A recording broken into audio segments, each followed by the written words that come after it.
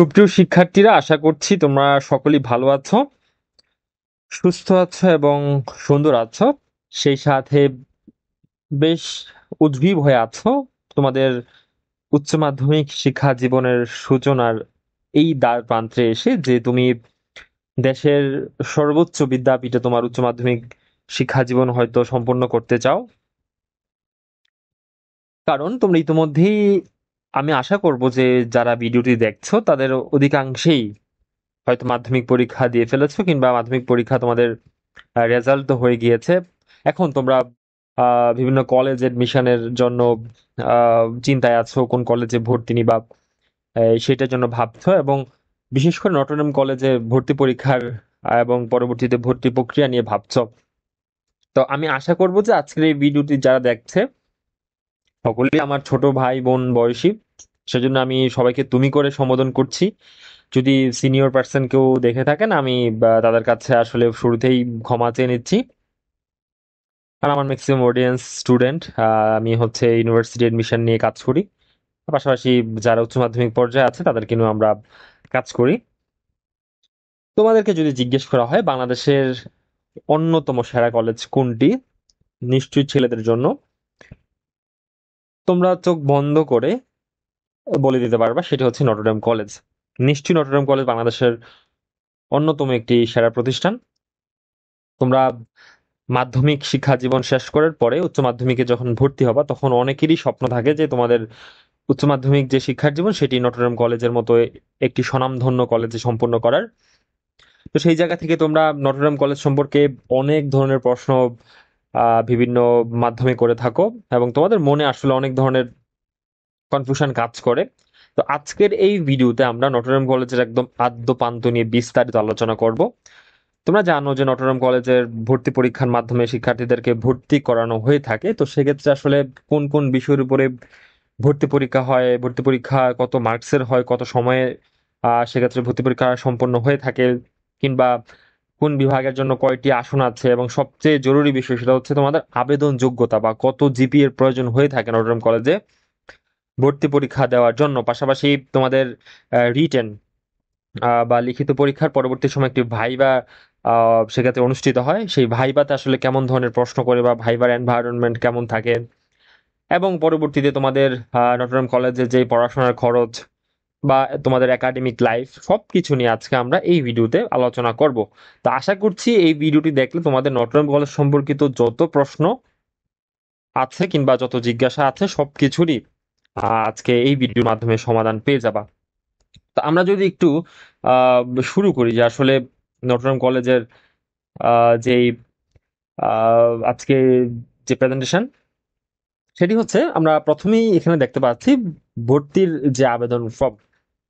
তোমরা যারা ভর্তির জন্য ইচ্ছুক শিক্ষার্থী আছো, তোমাদের কিন্তু সর্বপ্রথম অনলাইনে তোমাদের একটি আবেদন করতে হয়। এই বছর অর্থাৎ তোমরা যারা 2025 সালে মাধ্যমিক পরীক্ষা শেষ করেছো, তোমাদেরও একই রকম ভাবে একটি নির্ধারিত তারিখের মধ্যেই সে আবেদন সম্পন্ন করতে হবে। সেটি হচ্ছে তোমাদের এই যে 19শে জুলাই রাত 12টা 1 মিনিট থেকে শুরু করে 7ই আগস্ট দুপুর 12টার মধ্যে তোমাদের এই যে এই ওয়েবসাইট থেকে, এনডিসির যে অফিসিয়াল ওয়েবসাইট, সেখান থেকে তোমরা অনলাইনে আবেদন করতে পারবা। এবং আবেদনের পর তোমাদের যে প্রবেশপত্রের প্রিন্ট সেটি তোমাদের কাছে যত্নে রাখবা, এবং তোমাদের আবেদন করার যে নিয়মাবলী সেগুলো এই ওয়েবসাইট থেকে তোমরা পেয়ে যাবা। তো প্রথমেই তোমাদেরকে 400 টাকা বিকাশে পে করতে হবে আসলে, এবং এটি অফেরত যোগ্য অবশ্যই। এবং আবেদন ফি হচ্ছে তোমাদের 400 টাকা। এবং পরবর্তীতে আরেকটি নির্দেশনা এখানে দেওয়া আছে যে তোমাদের আসলে যাদের রেজাল্ট একটু সমস্যা হয়েছে, তোমরা যারা আবার আহ, সেক্ষেত্রে পুনর্নিরীক্ষণের জন্য অ্যাপ্লাই করেছো, এবং তাদের যদি ধরো পুনর্নিরীক্ষণের ফলাফল আসে পরবর্তীতে, সে যদি নটরডেম কলেজে ভর্তির জন্য আবেদন করার মতো ক্যাপাবিলিটি তার থেকে থাকে, তাহলে অবশ্যই সেই পুনর্নিরীক্ষণ এর ফলাফল প্রকাশের একদিনের মধ্যেই তোমাদেরকে কলেজ অফিসে গিয়ে সরাসরি যোগাযোগ করতে হবে। আমি ধরি যে একজন স্টুডেন্ট, সে আহ, বিজ্ঞান থেকে 4.75 জিপিএ অর্জন করেছে। তো স্বাভাবিকভাবেই সে নটরডেম কলেজে ভর্তি পরীক্ষা দিতে পারবে না। এবং সে হচ্ছে আবার বোর্ড চ্যালেঞ্জ, আমরা যেটাকে বলি বোর্ড চ্যালেঞ্জ করেছে, এবং পরবর্তীতে তার ফলাফল চেঞ্জ হয়ে জিপিএ 5 এসেছে। তো তার এই রেজাল্ট আসার একদিনের মধ্যে তাকে গিয়ে নটরডেম কলেজে সরাসরি উপস্থিত হয়ে তাকে যোগাযোগ করতে বলা হয়েছে। পাশাপাশি সেক্ষেত্রে নটরডেম কলেজে ভর্তির আবেদনের সময় যারা ক্ষুদ্র নৃগোষ্ঠী, সংখ্যালঘু, প্রতিবন্ধী, মিশনারি কর্তৃক পরিচালিত বিভিন্ন প্রত্যন্ত অঞ্চলের স্কুল আছে তাদেরকে বিশেষ বিবেচনায় রাখা হবে। বিজ্ঞান বিভাগের জন্য আমরা দেখতে পাচ্ছি বাংলা এবং ইংলিশ ভার্সনের জন্য উচ্চতর গণিত সহ জিপিএ লাগবে 5। মানবিক বিভাগের জন্য প্রয়োজন হবে 3 এবং বাণিজ্য বিভাগ 4।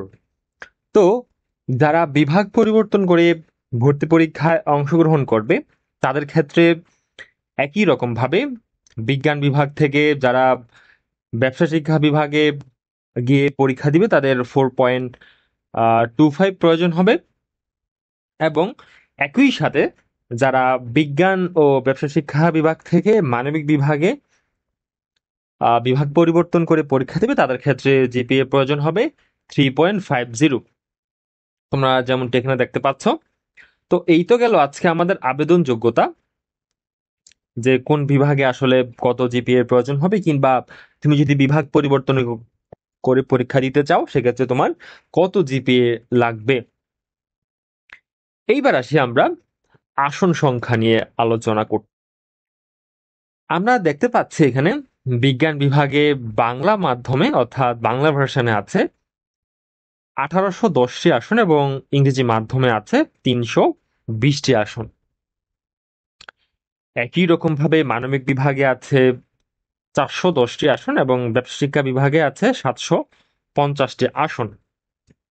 এখন দেখো ভাইয়া, যদি আমি নটরডেম কলেজ এর ভর্তি পরীক্ষা কতটুকু কম্পিটিটিভ হয়ে থাকে সে উদাহরণ যদি দিতে চাই, এইবার 1 লক্ষ স্টুডেন্ট আমি ধরলাম যে জিপিএ 5 পেয়েছে। এখন সেই 1 লক্ষ স্টুডেন্টের মধ্যে সেক্ষেত্রে যদি অর্ধেক স্টুডেন্টও পরীক্ষা দিয়ে থাকে নটরডেম কলেজে, তাহলেও তোমার প্রতি আসনের বিপরীতে প্রায় তোমার 25 থেকে 30 জন এক্সাম দিবে। ঠিক আছে, মানে তোমাকে চান্স পেতে হলে এই 25-30 জনকে টপকে তোমাকে চান্স পেতে হবে। তার মানে বুঝতেই পারছো আসলে কতটা ক্রেজ থাকে নটরডেম কলেজের প্রতি। এটি আর নতুন করে বলে দেওয়ার মতো কিছু না। তো যাই হোক, আমরা আসন সংখ্যার যে আলাপ সেটি শেষ করলাম। এইবার আরেকটি ডিসক্লেমার, সেটি হচ্ছে তোমরা যারা বাংলা মিডিয়াম থেকে অর্থাৎ বাংলা ভার্সন থেকে পড়াশোনা করেছো তারা কিন্তু চাইলে তোমরা নটরডেম কলেজে ইংলিশ ভার্সনে অ্যাপ্লাই করতে পারবা না। তার মানে তুমি মাধ্যমিক পর্যায়ে যেই ভার্সনে পড়াশোনা করেছো তোমাকে সেই ভার্সনেই অ্যাপ্লাই করতে হবে। এবং যারা ইংলিশ মিডিয়ামে আছো তারা নটরডেম কলেজে অ্যাপ্লাই করতে পারবা না। তার মানে তোমরা যারা ইংলিশ মিডিয়াম থেকে ও লেভেল সম্পন্ন করেছো তাদের নটরডেম কলেজে অ্যাপ্লাই করার সুযোগ নেই। আচ্ছা, তারপরে আমরা দেখব যে আসলে ভর্তি পরীক্ষা এবং পরবর্তীতে কিভাবে তারা আসলে আহ, সর্বোচ্চ সংখ্যক শিক্ষার্থীকে তারা মনোনয়ন দিয়ে থাকে আসনের বিপরীতে, কিংবা কোন প্রসেসে তারা স্টুডেন্টকে ভর্তি করিয়ে থাকে সেই বিষয়টি আমি এখানে আলোচনা করার চেষ্টা করব। তো তোমরা জানো যে আসলে সকল শিক্ষার্থীকেই ভর্তি পরীক্ষায় অংশগ্রহণ করতে হয়, এবং ভর্তি পরীক্ষায় কোন বিষয় অনুষ্ঠিত হয় সেটা নিয়ে আমি আর পরবর্তীতে আসছি। তো তোমরা যারা ভর্তি পরীক্ষা দিবা তোমাদেরকে আসলে 60টি এমসিকিউর বিপরীতে তোমাদের 60 মিনিট থাকবে বা 1 ঘন্টা থাকবে। সেই প্রশ্নগুলো অ্যান্সার করে তোমাকে পরবর্তী যে ধাপ ভাইবার জন্য মনোনীত করা হবে। এবং সেই লিখিত পরীক্ষার পরে তোমাদের বিজ্ঞান বিভাগে বাংলা মাধ্যম থেকে 1900 স্টুডেন্টকে নিবে, তারা 1900 স্টুডেন্টকে তারা নিবে।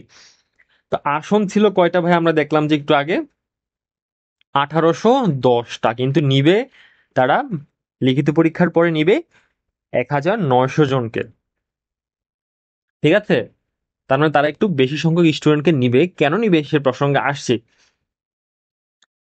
ইংলিশ ভার্সনে নিবে হচ্ছে 400 জনকে, একই রকমভাবে মানবিক বিভাগ থেকে নিবে 600, ব্যবসা শিক্ষা বিভাগ থেকে নিবে 850 জনকে। তার মানে যতগুলো আসন আছে তার থেকে একটু বেশি সংখ্যক স্টুডেন্টকে তারা সেক্ষেত্রে মনোনীত করবে। কিসের জন্য মনোনীত করবে? ভাইবার জন্য মনোনীত করবে।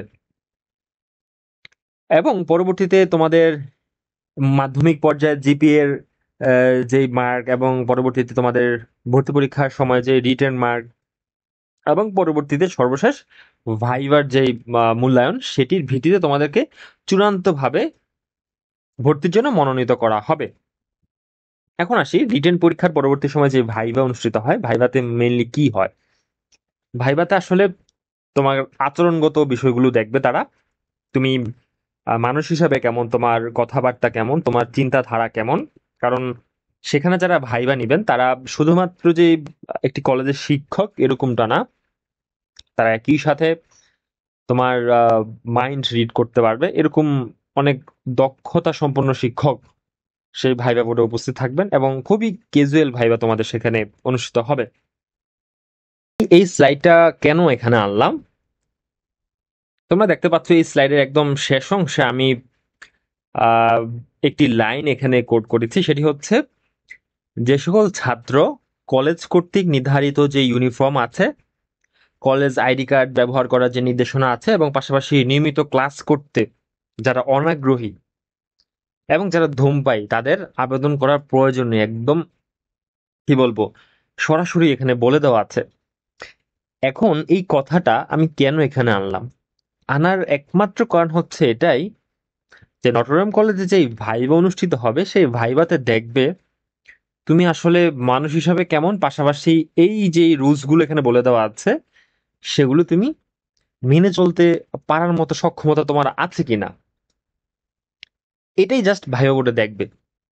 মানে একাডেমিক কোনো প্রশ্ন সেখানে তোমার সম্মুখীন হওয়া লাগবে না, খুবই নর্মাল কথাবার্তা বলবে, এবং এই কথাবার্তার মাধ্যমে তুমি মানুষ হিসাবে কেমন, কিংবা তুমি একজন বাধ্যগত স্টুডেন্ট কিনা, সেটা বুঝে ফেলতে পারবে তারা। আশা করি ভাইবা নিয়ে তোমাদের যে একটা ভয় ছিল, ভীতি ছিল, সেটি দূর হয়ে গেছে। তো তারপরে আসি, আহ, ভর্তি পরীক্ষা যে সকল বিষয়ের উপরে অনুষ্ঠিত হবে, সেক্ষেত্রে একটি নির্দেশনার উপরে আছে যে যারা বিজ্ঞান বিভাগ থেকে মানবিক ও ব্যবসা শিক্ষা বিভাগে আবেদন করবে তাদেরকে বিজ্ঞান বিভাগের প্রশ্নে কিন্তু পরীক্ষা দিতে হবে। একই রকম ভাবে যারা ব্যবসা শিক্ষা থেকে মানবিক শাখায় আবেদন করবে তাদেরকে ব্যবসা শিক্ষা শাখার প্রশ্নে পরীক্ষা দিয়ে তারপরে সে মানবিক শাখায় ভর্তি হতে পারবে। তার মানে তোমার মাধ্যমিক পর্যায়ে যেই বিভাগে ছিলা, তোমাকে সেই বিভাগেই ভর্তি পরীক্ষা দিতে হবে, তারপরে তুমি গ্রুপ চেঞ্জ করতে পারবা, সেটা নিয়ে সমস্যা নেই। তো এখন আসি, তোমরা যারা বিজ্ঞান থেকে পরীক্ষা দিও তোমাদেরকে বাংলা, ইংরেজি, উচ্চতর গণিত এবং বিজ্ঞানের যে বিষয়গুলো আছে, পদার্থবিজ্ঞান, রসায়ন, জীববিজ্ঞান, এইসব বিষয়ের উপরে পরীক্ষায় অংশগ্রহণ করতে হবে। এবং মানবিক বিভাগ থেকে একই রকম ভাবে বাংলা, ইংরেজি, আইসিটি ও সাধারণ জ্ঞান অংশের সেক্ষেত্রে প্রশ্ন হবে। এবং সর্বশেষ যারা তোমরা ব্যবসা শিক্ষা বিভাগ থেকে পরীক্ষা দিবা, তোমাদের বাংলা, ইংরেজি, হিসাব বিজ্ঞান, আইসিটি ও সাধারণ জ্ঞান, এই অংশগুলোর উপরে পরীক্ষা অনুষ্ঠিত হবে। তা আশা করছি তোমরা বুঝেই গেছো আসলে কোন কোন বিষয়ের উপরে ভর্তি পরীক্ষা অনুষ্ঠিত হয়ে থাকবে। এবং এগুলো কিন্তু তোমাদের একাডেমিক যে চর্চা, সেই চর্চার উপর ভিত্তি করে আসলে প্রশ্নগুলো করা হবে। কেউ যদি মাধ্যমিক পর্যায়ে মেইন বইগুলো ভালো করে পড়ে থাকো, তাহলে আশা করি তোমাদের হচ্ছে খুব ভালো একটি পরীক্ষা হবে। এবং পরীক্ষা হবে কিন্তু তোমার সেক্ষেত্রে এমসিকিউ আকারে, ঠিক আছে? রিটেন কিছু থাকবে, এবং আগে কিন্তু তোমার পরীক্ষা হতে কিরকম আমি তোমাকে একটু বলি। আগে পরীক্ষা হতো তোমার এরকম একটি, ধরো একটি খাতা থাকতো সেখানে, ঠিক আছে? এবং খাতার মধ্যে ধরো এখানে প্রশ্ন থাকতো, এবং সেই প্রশ্নের নিচে একটু আহ জায়গা থাকতো, ঠিক আছে? সেই জায়গা তোমাকে অ্যান্সার করতে হতো, মানে বুয়েটের রিটেন যেভাবে হয়ে থাকে সেভাবে হতো। কিন্তু এখন চেঞ্জ হয়েছে, আজকে প্রায় 7 থেকে 8 বছর ধরে এরকম নতুন পদ্ধতিতে ভর্তি পরীক্ষা হচ্ছে। তো যাই হোক, পরবর্তীতে আসি একাডেমিক জীবন। তোমরা যারা নটরডেম কলেজে ভর্তি হবা তোমাদের কিন্তু আসলে 2 বছর যে উচ্চ মাধ্যমিক জীবন সেই 2 বছর কিন্তু অনেক নিয়মিত লাইফ লিড করতে হবে। ঠিক আছে, তোমার সকাল একটি নির্ধারিত সময় থেকে 8টা কিংবা 9টা থেকে ক্লাস শুরু হবে, একদম যাদের বিজ্ঞান বিভাগে আছো বিকাল 5টা পর্যন্ত তোমাদের ল্যাবে থাকতে হবে। মাঝে দিয়ে যদিও একটি ব্রেক আছে। তো তোমাদের যে একাডেমিক জীবন সেটি অত্যন্ত সেক্ষেত্রে ব্যস্ততার মধ্য দিয়েই তোমাদের যেতে হবে। আসলে এখন থেকেই তুমি যদি ভালোভাবে মানসিকভাবে প্রস্তুতি নিতে থাকো যে না আমি নটরডেম কলেজে পড়বো, তাহলে তোমাকে অবশ্যই মানসিকভাবে প্রস্তুত থাকতে হবে যে আমি অন্তত আমার যে সারাদিন সে সারাদিনে আমি নিজেকে পড়াশোনার সাথে সম্পৃক্ত রাখতে পারবো। এরকম মন মানসিকতা যাদের আছে ভাই তারাই এখানে সেক্ষেত্রে ভর্তি পরীক্ষা দিও।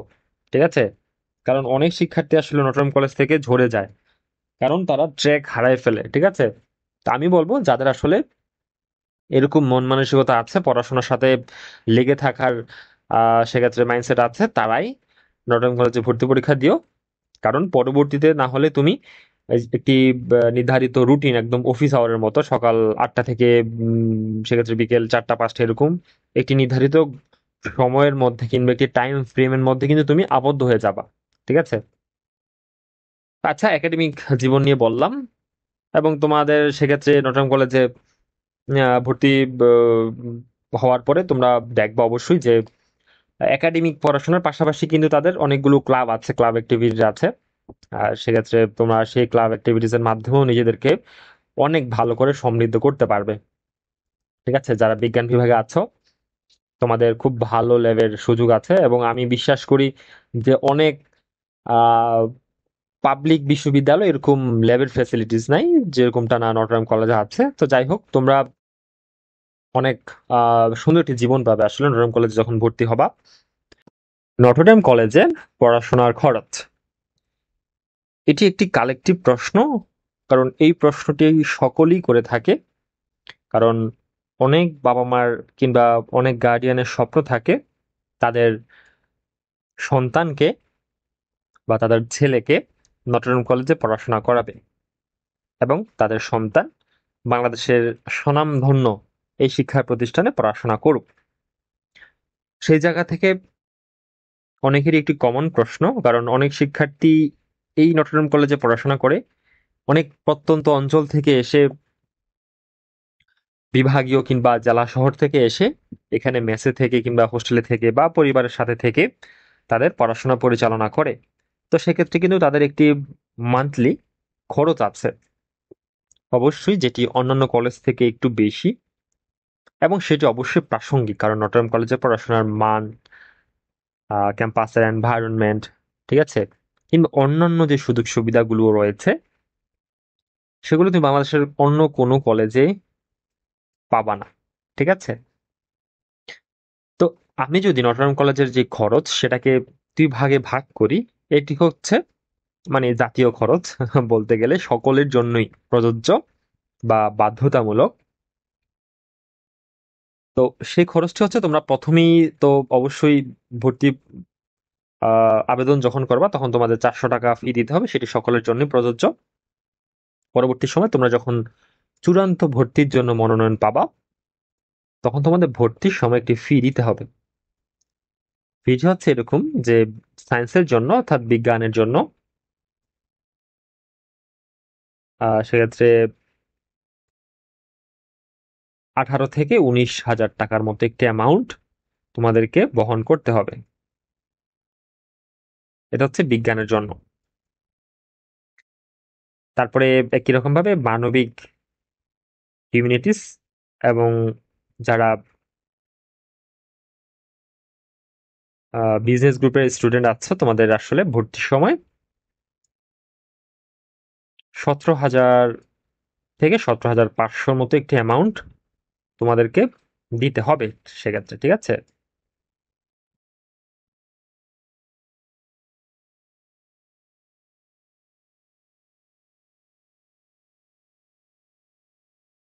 তো তোমরা বুঝতেই পারছো আসলে আহ এই অ্যামাউন্টটি তোমাদেরকে ভর্তির সময় চূড়ান্ত করতে হবে এবং তোমরা যে 17-18 হাজার টাকা দিবা, এই টাকার মধ্যে তোমাদের 3 মাসের অগ্রিম বেতন, ঠিক আছে, 3 মাসের অগ্রিম বেতন ইনক্লুডেড। পাশাপাশি তোমরা জানো যে নটরডেম কলেজের একটি ড্রেস কোড আছে, সেই ড্রেস কোড অনুযায়ী তোমাদেরকে 2 পিস শার্ট এবং প্যান্টের কাপড় দেওয়া হবে এবং সেই সাথে একটি ব্যাগ দেওয়া হবে। এটি হচ্ছে এই 17 কিংবা 18 থেকে 19 হাজার টাকার মধ্যেই ইনক্লুডেড। এই খরচটি সকলেরই, ঠিক আছে। এবার আসি মান্থলি খরচ, ঠিক আছে। মান্থলি খরচের কথা যদি বলি, তোমরা যারা বিজ্ঞান বিভাগে আছো তোমাদেরকে প্রতি মাসে 1300 থেকে 1500 টাকার মতো বহন করতে হবে সেক্ষেত্রে। এবং যেটি তোমাদের আহ মানবিক কিংবা ব্যবসা শিক্ষা বিভাগের ক্ষেত্রে একটু কম, হিউম্যানিটিস কিংবা বিজনেস স্টাডিজ বিভাগের ক্ষেত্রে একটু কম, সেটি হচ্ছে 1000 টাকার মতো একটি অ্যামাউন্ট তোমাদেরকে বহন করতে হবে। তো এইখানে যে অ্যামাউন্টগুলো আমি বললাম সেটি হচ্ছে সকলের জন্য, মানে দিতেই হবে, বাধ্যতামূলক, ঠিক আছে। এটি তোমাদের সকলকেই দিতে হবে, তুমি যে গ্রুপের স্টুডেন্ট হও না কেন। তবে ইংলিশ ভার্সনে মাসিক বেতনটা একটু বেশি। আমরা দেখে গেলাম যে বাধ্যতামূলক যে খরচ আছে সেই ব্যাপারে। এইবার আসি একটু ব্যক্তিগত খরচের দিকে, ঠিক আছে। ব্যক্তিগত খরচটি কেমন, আমি এই ব্যক্তিগত খরচের হিসাব বলতে যাওয়ার আগে আমি 2টা ক্যাটাগরিতে ভাগ করব। কেন ভাগ করব, কারণ অনেক স্টুডেন্ট আছো তোমরা হয়তো তোমাদের পরিবারের কোনো সদস্যের বাসায় কিংবা পরিবার নিয়ে এসে ঢাকায় থাকবা, বা যারা ইতোমধ্যেই ঢাকায় আছো, এক কথায় বললে তোমরা ফ্যামিলির সাথে থেকে তোমরা এখানে পড়াশোনা পরিচালনা করবা। তো তাদেরকে যদি আমি একটা ভাগে রাখি,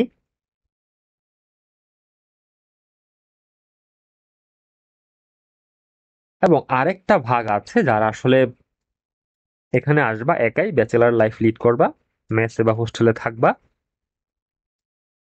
তোমাদেরকে আমি রাখছি আরেকটা ভাগে।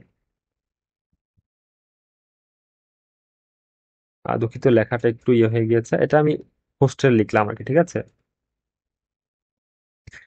আচ্ছা, তো এখন প্রথমেই বলি যারা আসলে তোমরা হোস্টেলে থাকবা, অর্থাৎ তোমরা যারা বাংলাদেশের প্রত্যন্ত অঞ্চল থেকে কিংবা বিভাগীয় বা জেলা শহর থেকে এসে এখানে তোমরা হয়তো অনেকেই বাসায় থাকার সুযোগ আহ, পাবা না, কিংবা অনেকেরই হয়তো আত্মীয় স্বজন পরিবার ঢাকায় নেই, না থাকাটাই স্বাভাবিক। এবং উল্লেখযোগ্য সংখ্যক শিক্ষার্থী কিন্তু মেসে থেকে, হোস্টেলে থেকে তারা তাদের পড়াশোনা কার্যক্রম পরিচালনা করে। তো সেক্ষেত্রে যারা তোমরা হোস্টেলে থাকবা, নটরডেম কলেজের আশেপাশে যে এরিয়াগুলো আছে সেই এরিয়াতে আসলে হোস্টেল আছে, অনেক হোস্টেল আছে। তোমরা একটু খোঁজ করলে জানতে পারবা, যখন ভর্তি হতে আসবা একটু আশেপাশে খোঁজ নিয়ে দেখবা, তখন দেখবা যে আসলে অনেক হোস্টেল তোমরা পেয়ে যাবা। তো হোস্টেলের মধ্যে অনেকেই আছো তোমরা যারা আসলে সিঙ্গেল থাকবা, এক রুম নিয়ে, এক রুমে একজন থাকবা। তারপরে হচ্ছে সেক্ষেত্রে অনেকেই দেখবা যে এক রুমে 2জন থাকছে, 3জন, 4জনও থাকছে। তো প্রথমে আমি যদি বলি যে আসলে তুমি যদি এক রুমে একজন থাকতে চাও, ঠিক আছে, এক রুমে একজনই থাকতে চাও, তাহলে তোমার খরচটা অন এভারেজ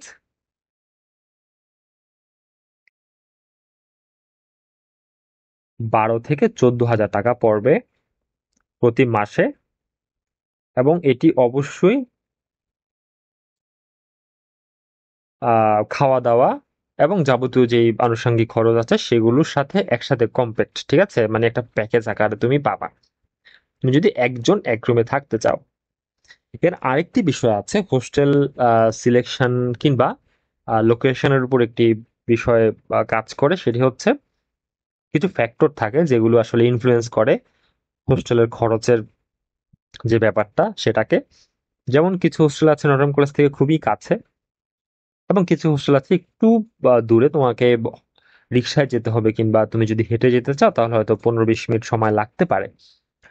তো যেগুলো আসলে একটু দূরবর্তী জায়গায় অবস্থিত সেগুলোর খরচ একটু কম, এবং যেগুলো একটু কাছে কলেজ থেকে সেগুলোর খরচ একটু বেশি হয়ে থাকে। তো একজনের যে খরচ সেটি তো বললাম। যদি তোমরা সেক্ষেত্রে 2 জন থাকতে চাও সেক্ষেত্রে খরচটা হয়তো 10 থেকে 11 হাজারের মধ্যেই থাকবে। এবং কেউ যদি তোমরা 3 থেকে 4 জন মিলে এক রুমে থাকতে চাও সেক্ষেত্রে তোমাদের খরচটা 8 থেকে 9 হাজারের মধ্যেই হয়ে যাবে। ঠিক আছে, 8 থেকে 9। তো 3-4 জন যখন থাকবা তখন তোমাদের 8 থেকে 9 হাজারের মধ্যেই হয়ে যাবে। আরেকটি খরচ যেটি আমি পূর্বে বলতে ভুলে গেছি, সেটি হচ্ছে তোমাদের কিন্তু ভাইয়া ফার্স্ট ইয়ার থেকে যখন তুমি সেকেন্ড ইয়ার উঠবা তখন কিন্তু একটি ফি তোমাদের দিতে হবে কলেজকে। সেই ফিটি হচ্ছে তোমাদের, তোমরা যারা বিজ্ঞান বিভাগে আছো তোমাদের সেক্ষেত্রে আহ, আচ্ছা আচ্ছা, প্রথমে আমি হিউম্যানিটিস এবং বিজনেস এরটা বলি। তোমরা যারা হিউম্যানিটিস এবং বিজনেসে আছো তোমাদের আসলে 8,500 টাকার মতো একটি অ্যামাউন্ট দিতে হবে কলেজকে। ঠিক আছে, এবং এটি আশেপাশে কম বেশি হতে পারে। ঠিক আছে, 8,000 হয়তো 500 থেকে 9,000 হইতে পারে, বাট এর বেশি আশা করি হবে না। তারপর আসি বিজ্ঞান, তোমরা যারা আছো বিজ্ঞানেও একই রকম ভাবে তোমাদের একটি ফি দিতে হবে। সেক্ষেত্রে 9,500 টাকা মতো একটা অ্যামাউন্ট তোমাদেরকে দিতে হবে। এটিও সবার জন্যই বাধ্যতামূলক বলতে পারো, কিংবা একটি বেসিক কস্ট, এটি তোমাদেরকে দিতে হবে। হোস্টেলে যে যাবতীয় খরচ সেটি ইতিমধ্যেই বলে ফেললাম, আসলে কত টাকা তোমাদের প্রতি মাসে খরচ হতে পারে। এবং সেই খরচের মধ্যে কিন্তু কিছু ফ্যাক্টর কাজ করবে, যেমন তুমি যদি কলেজের কাছে থাকো, কাছাকাছি কোনো হোস্টেলে থাকো, তোমার খরচটা একটু বেশি হবে। এবং যদি একটু দূরবর্তী কোনো জায়গায় হোস্টেলে থাকো তাহলে খরচটা একটু কম হবে। ঠিক আছে, তো ফ্যামিলি নিয়ে বলছিলাম। তোমরা আসলে যারা ফ্যামিলির সাথে থাকছো কিংবা থাকবা, তোমাদের আসলে এই মোটা দাগের যেই খরচটা, যে প্রতি মাসে তোমাদের সেক্ষেত্রে 14-15 হাজার কিংবা জায়গা ভেদে 8-10 হাজার টাকা খরচ হতো থাকা খাওয়ার জন্য, সেই খরচটি হবে না। কিন্তু ভাই তোমাদের আসা যাওয়ার ক্ষেত্রে, ঠিক আছে, আসা যাওয়ার ক্ষেত্রে তোমাদের একটি বড় সময় যাবে। ঠিক আছে, তো অনেক শিক্ষার্থী এরকম আছে যারা ঢাকা শহরের এক প্রান্ত থেকে, যেমন তোমার এই দিক থেকে বা শ্যামলী, কল্যাণপুর, মোহাম্মদপুর, ওখান দিয়ে মিরপুর, আহ, তারপরে সেক্ষেত্রে ক্যান্টনমেন্ট, ওখান দিয়ে তোমার হচ্ছে যে উত্তরা, আহ খিলগাঁও, এইসব এরিয়া থেকে যারা তোমরা কলেজে যাবা, তোমাদের কিন্তু আসলে ভাইয়া খুব বড় একটি সময় চলে যাবে আসা যাওয়ার ক্ষেত্রে। দেখা যাবে তুমি সেই সকালে বা বাসা থেকে বের হবা কলেজের উদ্দেশ্যে, তোমার ক্লাস শেষ করে আসতে আসতে তুমি যদি বিজ্ঞান বিভাগের হও সেক্ষেত্রে রাত 8টা বেজে যাবে। ঠিক আছে, কারণ আমি যেই ডিস্টেন্স গুলো বললাম সেই ডিস্টেন্স থেকে তোমার কলেজে আসা যাওয়া করতে প্রতিদিন কমপক্ষে তোমার 4 থেকে 4.5 ঘন্টা প্রয়োজন হবে। এটা একদম মাস্ট। ঠিক আছে, কারণ তোমরা যাবা সকালে যেই আওয়ার সেটা অফিস আওয়ার, বিকালে যখন ব্যাক করবা সেটা অফিস আওয়ার। ঠিক আছে, সো প্যারা খেয়ে যাওয়া, ঠিক আছে, আসা যাওয়া করতে। কিন্তু তারপরেও আসলে দিন শেষে ফ্যামিলির সাথে থাকবা, তারপর হচ্ছে তোমার একটি বড় অ্যামাউন্ট তোমার বেঁচে যাচ্ছে, সেটা অবশ্য ওই দিক থেকে পজিটিভ। যাই হোক, যারা আবার কাছে থাকছে হোস্টেলে মেসে তাদের আবার যাতায়াতের সেক্ষেত্রে সময়টা বেঁচে যাচ্ছে, কিংবা শারীরিক যে আহ, শ্রম কিংবা টায়ার্ডনেস, সেই টায়ার্ডনেসটা হচ্ছে কম কাজ করবে ওদের মধ্যে। তো আসলে সব দিকেরই পজিটিভ দিক আছে, নেগেটিভ দিক আছে। তো আশা করি তোমাদের যেই নটরডেম কলেজের পড়াশোনার খরচ বিষয়ক আলোচনা সেটি তোমাদের কাছে বোধগম্য হয়েছে। আপনারা যারা দেখেছেন, গার্ডিয়ান আছেন বা সিনিয়র পার্সন যারা আছেন, তাদের কাছে ক্লিয়ার হয়েছে এই ভিডিওর মাধ্যমে যে আসলে নটরডেম কলেজে পড়াশোনা করতে আহ প্রতি মাসে কত টাকা খরচ হতে পারে। সেই খরচের পূর্ণাঙ্গ বিস্তারিত আলোচনা আমি ইতোমধ্যেই করেছি।